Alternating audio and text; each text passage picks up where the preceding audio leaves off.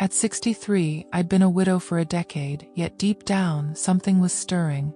A longing, a hunger for touch, for intimacy, for a spark I feared had vanished. It all began on a Tuesday that seemed just like any other, the kind that blends into the everyday routine of small-town life. The air in Scranton, Pennsylvania, was thick with the scent of fresh-cut grass and blooming flowers, but my house echoed with memories of laughter and love. I decided to head out for a stroll. I was walking past the community center when a poster caught my eye. Yoga classes every Tuesday and Thursday. I paused, then signed up, hoping to fill the empty hours and maybe find a bit of peace. The first few classes were nothing special, just a sea of graying heads and creaking joints. But then, one Thursday he walked in. Lucas, the new neighbor in his early 30s, had recently moved down the street. He stood out like a sore thumb, with his dark curls, piercing blue eyes, and a body that looked like it was carved from marble. He moved with an easy grace, a fluidity that belied his age. I couldn't help but watch him, drawn like a moth to a flame. At first, Lucas didn't seem to notice me. I was just another face in the crowd, another body stretching and bending in the dimly lit room. But I noticed him. I noticed the way his muscles flexed under his shirt, the way his eyes crinkled at the corners when he smiled, the way he seemed to exist in a world of his own, untouched by the mundane reality around us. I started to look forward to those yoga classes, not for the exercise but for the chance to see him. I found myself dressing with more care, choosing outfits that flattered my figure, applying a touch of makeup to brighten my eyes. I told myself it was for my own benefit, a way to boost my confidence, but deep down I knew it was for him. One day, as we were rolling up our mats after class, I worked up the nerve to approach him. "You're new here, right?" I asked, my voice steady despite the butterflies in my stomach. He looked up, his eyes meeting mine, and for a moment I was lost in their depths. "Yeah, moved in a few weeks ago," he said, running a hand through his hair. "I'm Lucas." "Francis," I replied, extending my hand. He took it, his grip firm and warm, and I felt a jolt of electricity at his touch. "Welcome to Scranton." We fell into an easy conversation, talking about the town, his writing, my garden. He was charming, engaging, and I found myself drawn to him in a way that I hadn't felt in years. But there was no spark, no hint that he saw me as anything more than a friendly neighbor. Until one day I decided to take a risk. I wore a low-cut dress to class, one that hugged my curves and showed off my cleavage. I've always been a curvaceous woman, and I knew how to accentuate my assets. That day, Lucas noticed me. I saw his eyes linger on my body, saw the way his Adam's apple bobbed as he swallowed hard. After class, he approached me, his eyes never leaving mine. "Francis, you look different today," he said, his voice a low rumble. I smiled, feeling a thrill of victory. "Just felt like dressing up a bit," I said, shrugging casually. He nodded, his eyes still lingering on my body. "Would you like to grab a coffee sometime?"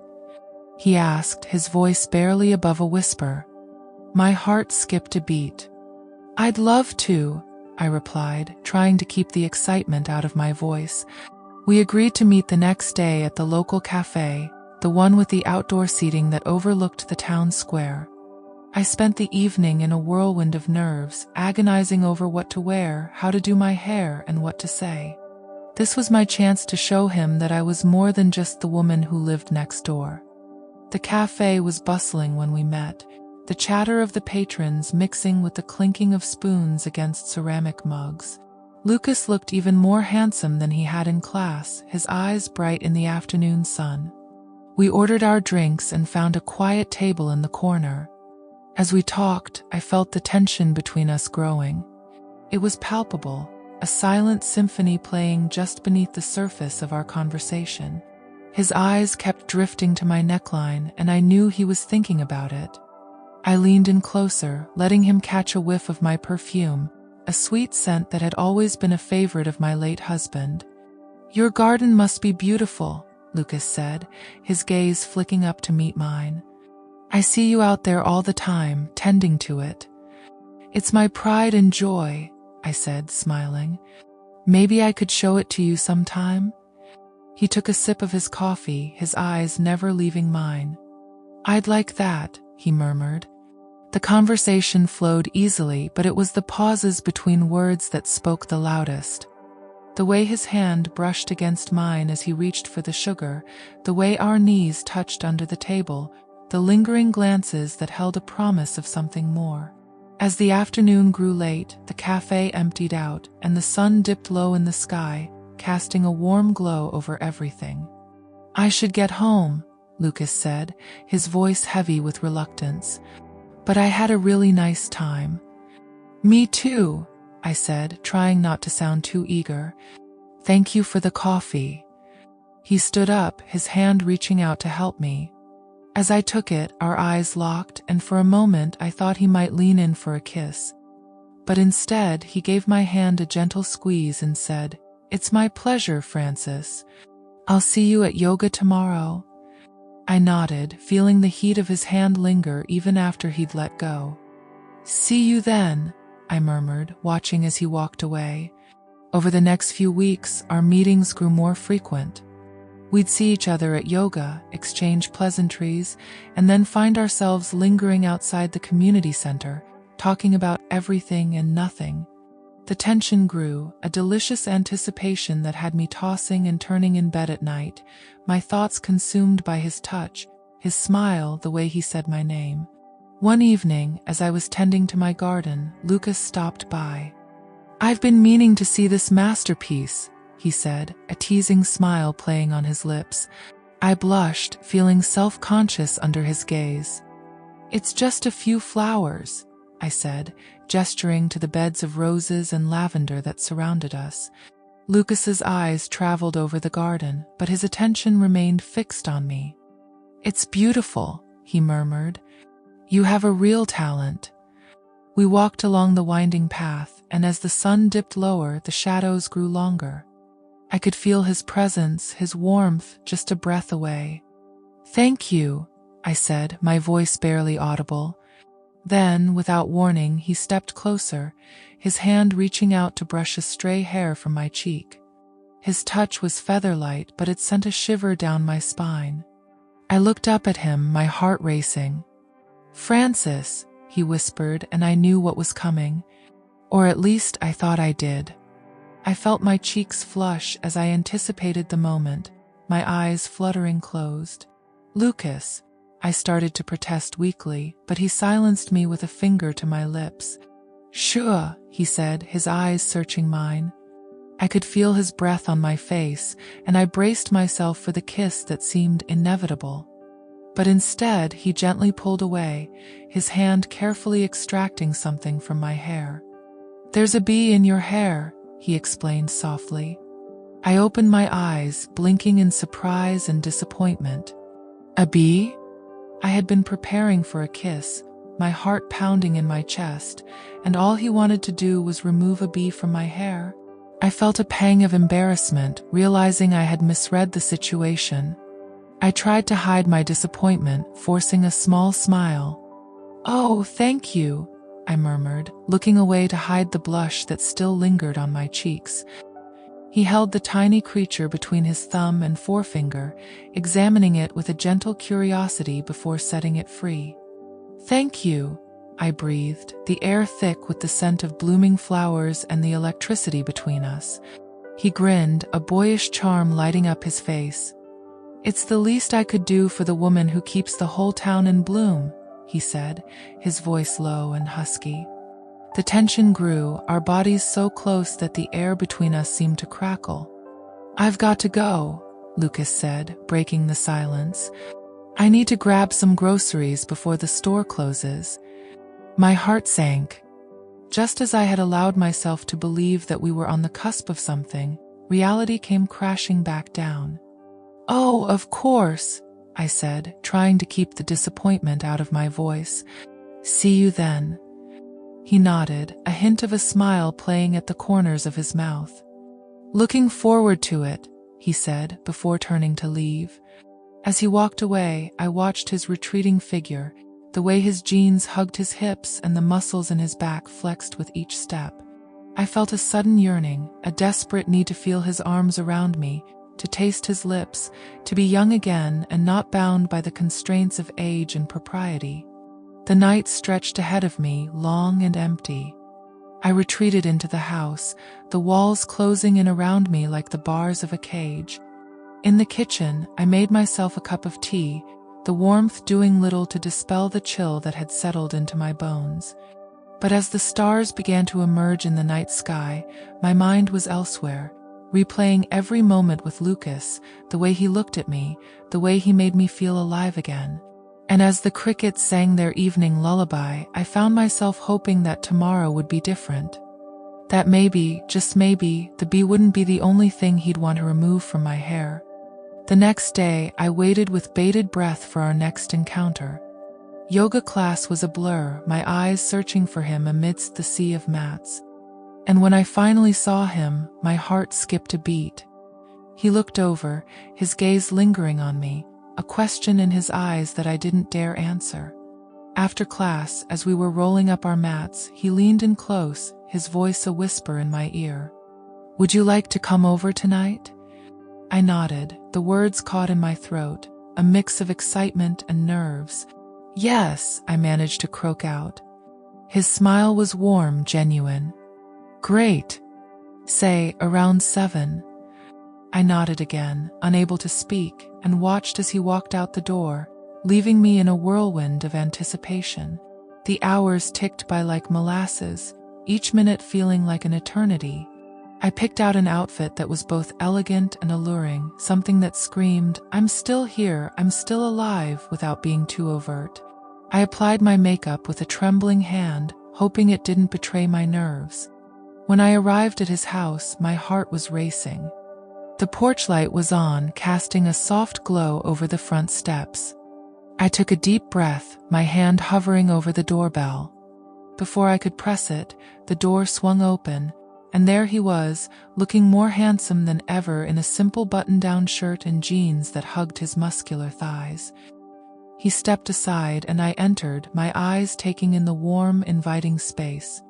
The living room was cluttered with books and papers, evidence of his writing. The scent of something delicious wafted from the kitchen. "I hope you like pasta," he said, leading me to the dinner table. We talked and laughed over a homemade meal, the candles casting a warm glow over the room. Our conversation was easy, comfortable, like we'd known each other for years. But the tension was still there, a silent symphony playing beneath the clinking of our forks and the soft jazz playing in the background. As we finished dessert, the air grew thick with anticipation. He reached across the table, taking my hand in his thumb tracing circles on my skin. I felt my pulse quicken, the blood rushing to my cheeks. "Francis," he said, his voice thick with emotion, "I have to tell you something." My heart was pounding in my chest, my breath shallow. "What is it?" Lucas looked at me intently, his eyes searching my face. "I can't stop thinking about you. I know it's crazy, the age difference and all, but there's just something about you." His voice trailed off, and for a moment I thought I might faint from the sheer excitement of it all. That was it. I couldn't take it any longer. I put my hand on his lips to shut him down and kissed him passionately. It was a kiss that spoke of years of longing and loneliness, a kiss that said, "I'm here, I'm alive, and I want you." His eyes widened in surprise before he closed them, his hand coming up to cradle the back of my neck, drawing me closer. His mouth moved against mine, hungry and eager, and I melted into him. The kiss grew deeper, more urgent, as we sat there in the warm glow of his dining room, the candles flickering like stars trapped in glass. His other hand slid up my arm, his fingers leaving a trail of fire along my skin. My heart raced, the beat echoing in my ears, drowning out the sound of the jazz playing softly in the background. We broke apart, both of us breathless, and stared at each other. The silence was deafening, the air charged with something new, something raw and unbridled. He looked at me with a mix of wonder and need that made my knees weak. "Francis," he murmured, his voice hoarse. "I didn't expect." "I know," I said, placing my finger on his lips. "This is what I want, Lucas. I want to feel alive again." He stood up, pulling me to my feet, his arms wrapping around me like a warm embrace. "Then let's not waste any more time," he whispered, his breath hot against my ear. We stumbled through the house, the floorboards creaking under our weight, our mouths never leaving each other's. His hands roamed my body, rediscovering the curves and valleys that had gone untouched for so long. I gasped into his mouth, the feeling of his skin against mine setting me on fire.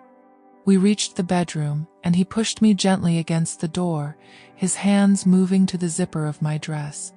As the fabric fell away, I felt a rush of cool air, a stark contrast to the heat building between us. He stepped back, looking at me in a way that I blushed. "You're so beautiful," he breathed, his eyes devouring every inch of my exposed flesh. I felt a mix of shyness and excitement.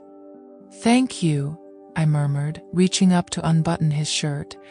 As we undressed each other, the years fell away, leaving us both bare and vulnerable. Age was just a number, and in that moment it meant nothing. We fell onto the bed, our bodies entwined, the softness of the sheets a stark contrast to the hardness of our desire. "Lucas," I whispered, my voice trembling, "I need you." And with that, he claimed me, his touch tender yet firm, his passion setting my soul alight. It had been so long since I'd felt this way, so long since I'd been wanted, desired. And as we moved together, the decades of loneliness and sorrow melted away, leaving only the sweet, sweet taste of love in its wake. The next morning, I woke up in Lucas's bed, the sunlight streaming through the curtains, casting a warm glow over the room. I reached out, expecting to feel his warm body next to mine, but the bed was empty. I sat up, listening for any signs of him in the house. I heard the faint sound of the shower running, and I smiled, stretching languidly. I got up, wrapping the sheet around me, and made my way to the kitchen. I hummed softly to myself as I started preparing breakfast, eager to surprise him with a hot meal when he finished his shower. The coffee was brewing, and the eggs were crackling in the pan when I heard the water shut off. I turned to greet him with a smile, but my face fell as I saw him fully dressed, his hair still damp from the shower. He was carrying his laptop bag, and his eyes were cast downwards, avoiding my gaze. "Lucas?" I asked, a sense of unease beginning to grow in the pit of my stomach. "Is everything okay?" He sighed, finally looking up at me. His eyes were filled with a mix of sadness and guilt. "Francis," he started, his voice heavy with emotion, "I can't do this." I felt my heart drop into my stomach. "Can't do what?" I asked, my voice barely above a whisper. He ran a hand through his damp hair, his eyes pleading with me to understand. "This. Us. I thought I could, I thought I was ready, but I'm not." I felt a wave of nausea hit me as I realized what he was saying. "Lucas, please," I begged, my voice trembling. "Don't do this. We can talk about it, we can." He shook his head, cutting me off. "I'm sorry, Francis. I never meant to hurt you. But I can't give you what you want, what you deserve.